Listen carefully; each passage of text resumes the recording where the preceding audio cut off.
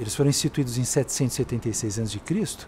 e eles foram praticados ao longo de toda a antiguidade grega até quase o fim do século IV depois de Cristo.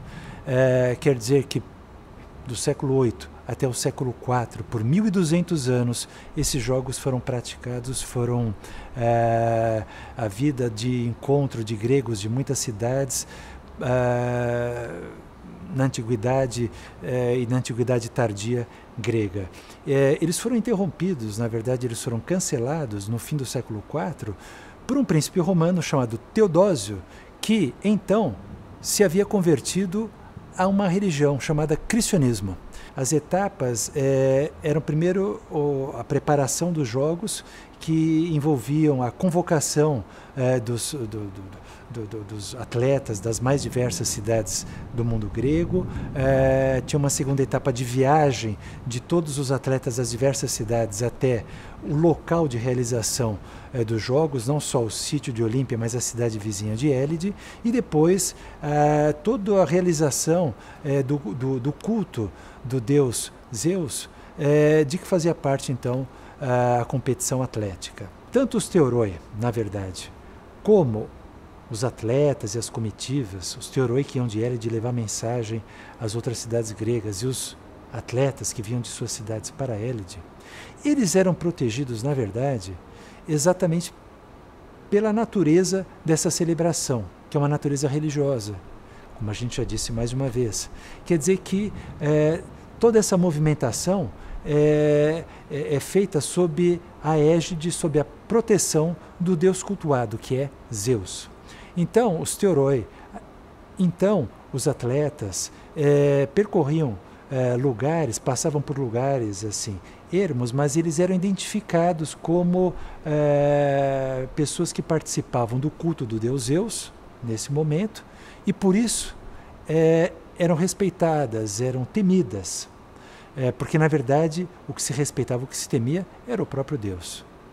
E na verdade é mais do que isso. Se no momento da realização do jogo, se no momento até dos preparativos do jogo, alguma cidade estivesse em luta com outra, essas cidades tinham de fazer uma trégua, que era uma trégua imposta de novo por essas circunstâncias religiosas. Portanto, era uma trégua religiosa e que tinha de ser respeitada de novo pela mesma razão, por respeito ao Deus, na verdade, por temor do Deus, porque se não respeitassem poderiam ser punidas por Zeus. Hoje não há, porém, essa circunstância religiosa. O que há de comum hoje, que mantemos, é a circunstância da competição.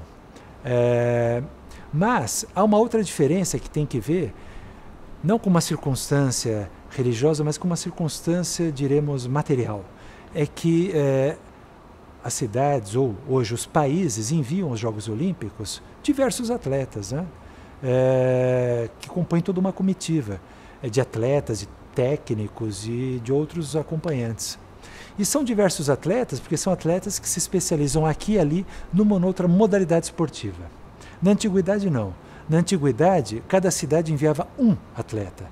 E esse atleta ia participar, se houvesse uma, duas, três, cinco modalidades, como lá pelas tantas houve, o pentatlo. Esse atleta ia participar das 5 modalidades do pentatlo. E dos Jogos Olímpicos, era quem vencesse, se não as 5 modalidades, o maior número delas, que sairia o vencedor daqueles Jogos Olímpicos. Era o vencedor único dos Jogos Olímpicos daquele ano. Então, esse vencedor que estava lá em nome de sua cidade era aquele que merecia a atenção e a admiração de todos naquele momento. E com ele, claro, o nome da sua família e o nome da sua cidade. Por isso mesmo, esse atleta, quando retornava à sua cidade, ele era recebido com honras de um vencedor de guerra. As cidades ofereciam como recompensa a esse vencedor, não da guerra, mas do jogo olímpico, ofereciam várias vantagens. Uma delas, muito comum, era a isenção de impostos. Quer dizer que, dali em diante, o vencedor do jogo olímpico, quando tornava a sua cidade, estava isento de pagar imposto. Outras cidades poderiam oferecer outras vantagens, que se somava eventualmente a essa. Em Atenas, o atleta podia viver às expensas do Estado no Pritaneio.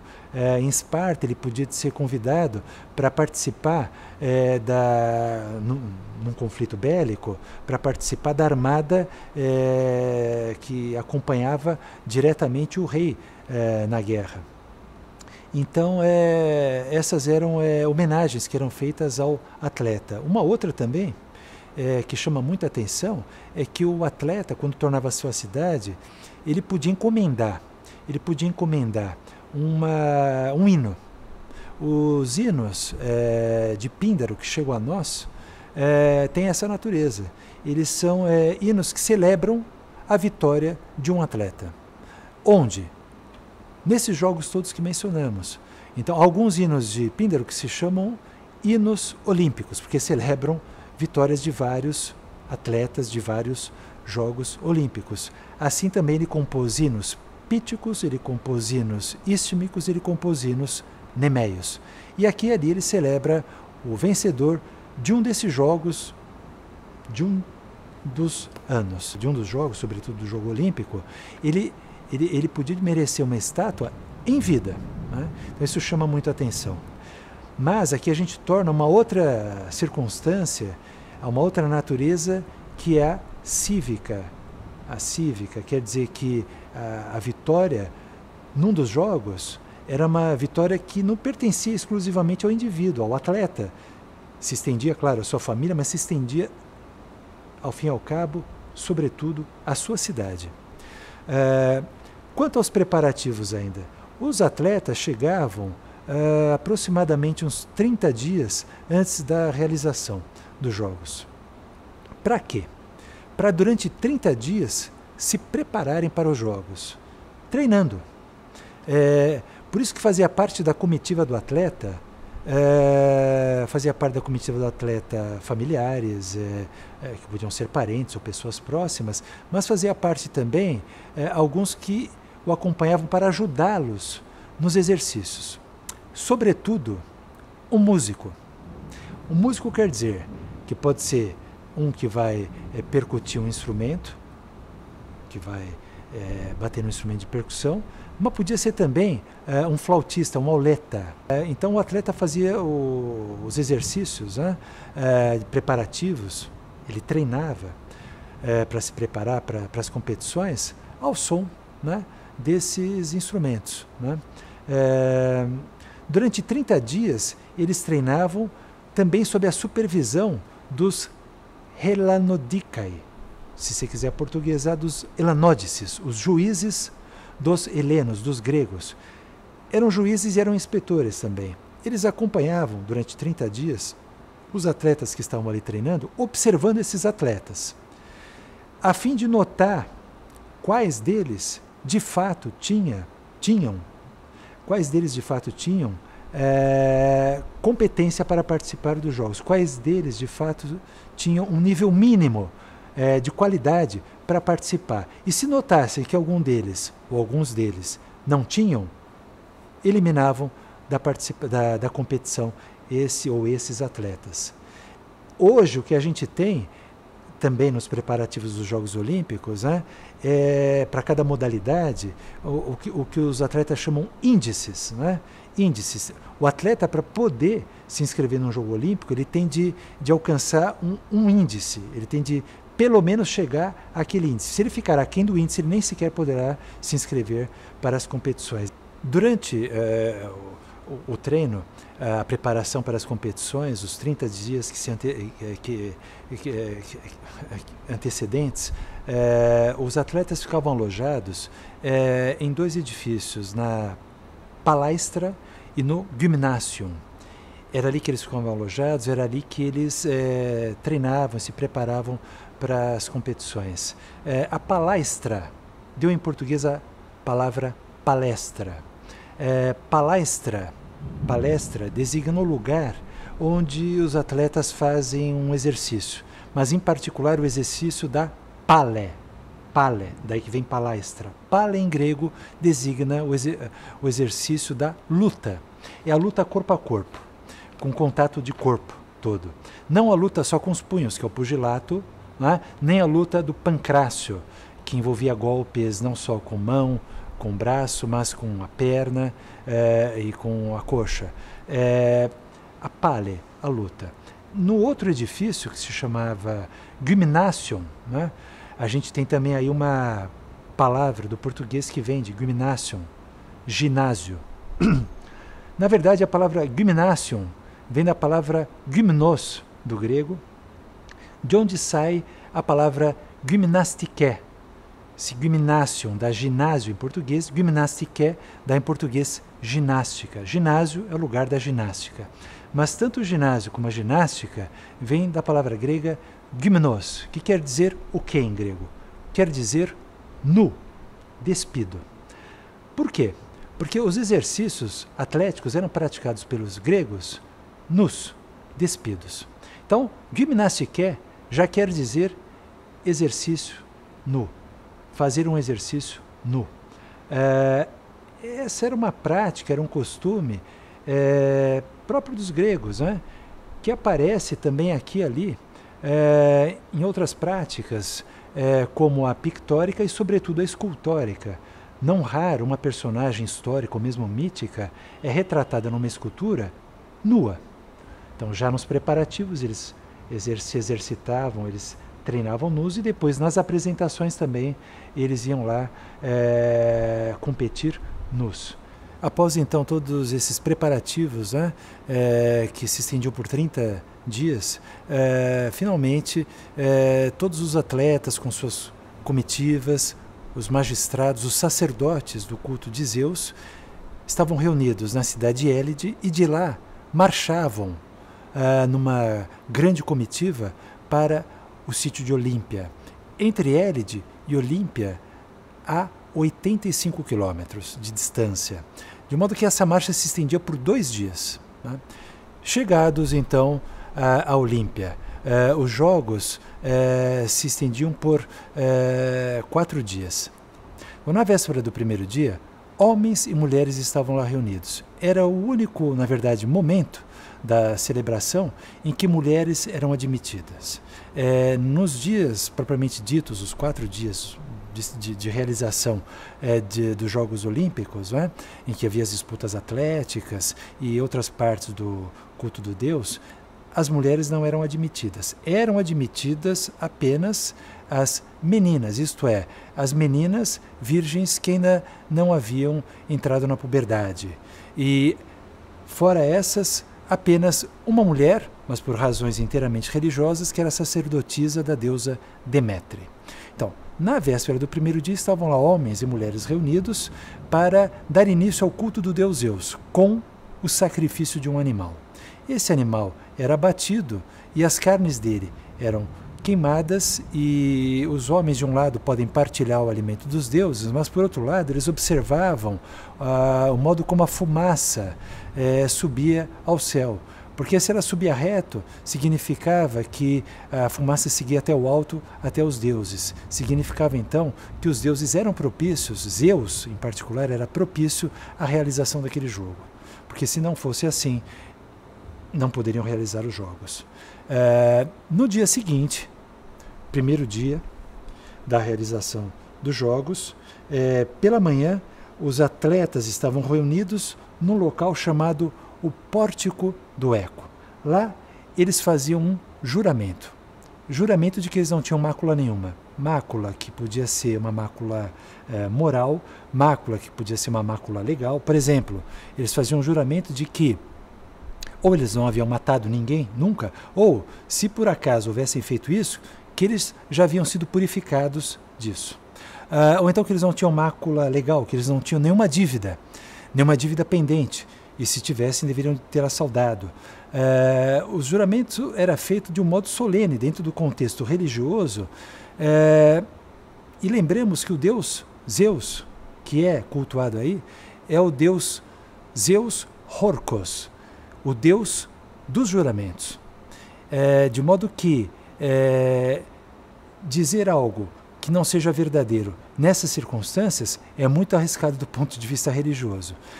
A gente sabe também, pelos textos antigos que se um atleta desse falso testemunho aí e depois fosse descoberto, havia uma punição que era de ele ser obrigado a mandar fazer uma estátua do Deus para ser colocada ali no local, no sítio dos Jogos Olímpicos, em cujo sopé, então no pedestal da estátua, estaria escrito o nome do atleta com a mácula dele, para que dali em diante todos os gregos que vinham de todas as cidades gregas a cada 4 anos para celebrar os Jogos lembrassem do sujeito e da mácula dele e de que ele tinha mentido, né? E a gente vê do sítio arqueológico de Olímpia que havia várias estátuas. Então, esse juramento se seguia uma primeira competição que não era a competição propriamente dita mais importante oficial, que era a competição dos atletas adultos. Era uma competição dos mais jovens, que lá pelas tantas chegou a somar 3 modalidades. Isso no primeiro dia. Segundo dia, pela manhã, havia a corrida de cavalo. A corrida de cavalo podia ser a corrida do sujeito montado no animal, podia ser também uma corrida de carro puxado por um animal. Um carro puxado por 2 animais, ou por 4 animais, uma biga, uma quadriga. E esse animal podia ser cavalo, podia ser égua, podia ser potro, podia ser mula, né? Ao longo dos anos, ao longo das décadas, dos séculos, modalidades diferentes foram sendo introduzidas, né? Nós mencionamos também que as mulheres não eram admitidas nos Jogos Olímpicos. Não só não eram admitidas como participantes, como tampouco eram admitidas entre o público, na plateia. Porém, se havia uma possibilidade de uma mulher participar de uma competição nos Jogos Olímpicos, era nessa da corrida de cavalos. Por quê? Porque a corrida de cavalos, essa modalidade atlética, diferentemente das outras, né, quem vencia não era o atleta que estava lá, mas era o proprietário dos cavalos, tá certo? Então, nesse sentido, se o proprietário fosse uma mulher, nesse sentido, quem vencia essa modalidade era uma mulher. A gente talvez possa estabelecer aí um paralelo, que é a proposta nossa, um paralelo entre as coisas antigas e as modernas, né? Com a corrida de carros de Fórmula 1. Porque assim como há a vitória, né, do indivíduo, do piloto, há também uma disputa, né, entre as escuderias. O terceiro dia da competição tinha de ser o dia de lua cheia, né, em cuja noite a lua seria cheia. De manhã, eles procedem a um maior sacrifício. Como mencionamos no primeiro dia, era o sacrifício de um animal. Agora, no terceiro dia, era uma hecatombe, termo que em grego quer dizer 100 bois. 100 bois eram abatidos. De novo, a carne era queimada e ela era consumida pelos participantes como num gesto de dividir o alimento com os deuses, e o fumo subia até os deuses. Sempre havia observação do caminho da fumaça, que devia subir numa reta até os deuses como sinal da anuência dos deuses, de que os deuses eram propícios, Zeus em particular, à celebração do jogo olímpico daquele ano. Depois da hecatombe, havia o início das competições. Primeiro, a sacerdotisa de Demétre presidia aos jogos. Como a gente disse, uma mulher presente à celebração do jogo, mas por uma razão estritamente religiosa. Depois, os elanódices, os juízes, que eram juízes e inspetores, número que variou ao longo dos anos entre 10 e 12. E, finalmente, os arautos, que anunciavam a entrada no sítio de competição dos atletas, um a um. Os atletas entravam, também vamos comparar aqui, como entram hoje no estádio de futebol, os jogadores que passam por um túnel, né? Havia um túnel por onde eles entravam. A gente vê isso do sítio arqueológico de Olímpia e também do sítio arqueológico de Nemeia. E ao passarem por lá, eles às vezes escreviam palavras de boa sorte. Em Nemeia a gente vê ali uma inscrição em que o sujeito pede ao Deus que ele tenha Nike, que ele obtenha Nike, a vitória. Nike, a vitória. Então, à medida que esses atletas entravam, eles eram anunciados pelo arauto. Era o anúncio do nome do atleta e bem entendido da família desse atleta e o nome, como já mencionamos aqui, muito importante, da cidade que esse atleta representa. Cada cidade representada por um único atleta. E esses atletas, então, disputavam as 5 modalidades que se fixaram num determinado momento da história dos Jogos Olímpicos. Participavam do pentatlo. Era a corrida, que era a modalidade mais antiga. Primordialmente, lembremos, os Jogos Olímpicos eram constituídos unicamente dessa modalidade, a corrida a pé. Isso pode nos parecer estranho, mas não nos parecerá. Se nós pensarmos nos Jogos Olímpicos de hoje, nos parecerá estranho, mas se pensarmos, por exemplo, numa maratona, se pensarmos na São Silvestre, o que nós vemos ainda hoje era exatamente isso que faziam os gregos na origem dos Jogos Olímpicos. Se fixa esse número de 5 modalidades, o pentatlo. Atlo, de onde vem o nome atleta, quer dizer tarefa. Eram 5 tarefas. A primeira, mais antiga, como já dissemos, era a corrida a pé. Depois, outras 2 de arremesso. A de arremesso de dardo e a de arremesso de disco. E depois a de salto e depois a de luta. Luta aqui não naquela modalidade do pugilato nem do pancrácio, mas na modalidade da pale, que é a luta com contato do corpo todo.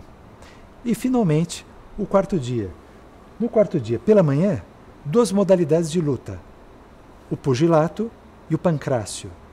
O pugilato, como diz a palavra, com os punhos, e o pancrácio, que envolvia golpes não só de punho e de braço, mas também de perna e de coxa.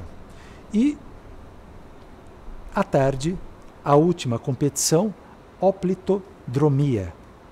Oplitodromia quer dizer uma corrida, que é o que dizer a palavra dromia, de atletas que agora não estavam nus. Como já dissemos, a ginástica no mundo grego era praticada os atletas despidos, nus. Esta era a última modalidade, que era a única modalidade em que eles não estavam nus. Eles se apresentavam como? Vestidos com capacete de guerra, com o escudo num dos braços, num dos antebraços, o escudo usado na guerra, e com as cnêmides, que como o escudo e o capacete, o elmo, eram feitas de bronze, eram placas que protegiam, como tornozeleiras, toda a perna. Ou seja, eles corriam no estádio, só que não como no pentatlo, nus. Agora eles corriam, porém vestidos já de soldados. Isso nos permite relacionar os Jogos Olímpicos, as modalidades dos Jogos Olímpicos, com aquilo a que originalmente elas estão relacionadas, com os movimentos de guerra. Claro, arremessar um disco nos faz pensar num soldado que tem que arremessar uma mensagem por sobre os muros de uma cidade. Arremessar um dardo, claro, é óbvio, é arremessar a lança contra o inimigo. Correr nos faz pensar num modo de se deslocar no território grego mais eficaz. Lembremos que o território grego é um território pedregoso e não plano, muitas vezes montanhoso, de tal maneira que o deslocamento mais rápido e mais ágil se faz a pé, mais do que no lombo de animais. E a gente sabe que não por acaso o domínio do cavalo, né, ele vem da Ásia. No mundo grego, ele vem da parte mais nordeste, que são as planícies da Trácia.